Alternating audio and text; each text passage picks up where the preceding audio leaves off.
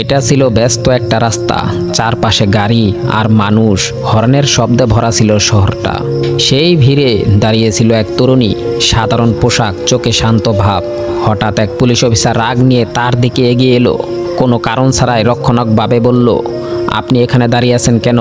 তারপর তাকে হাত দিয়ে সরিয়ে দিতে চাইল। মেয়েটি থামেনি, তার চোখে আগুনের ঝলক, গলায় শক্ত কণ্ঠে বলে ওঠেন, আপনি জানেন না আপনি কাকে স্পর্শ করছেন। সে ব্যাগ থেকে আইডি কার্ড বের করে বলে, আমি এই জেলার ডিপো কমিশনার ডিএম ম্যাডাম।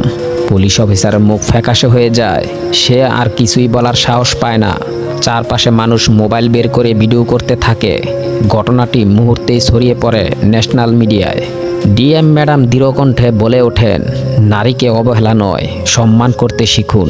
নারী দুর্বল নয়, নারী নিজেই শক্তি। এই ঘটনাটি সবার মনে একটি বার্তা রেখে যায়, চেহারা দেখে নয়, মনুষ্যত্ব আর অবস্থান দেখে মানুষকে বিচার করুন।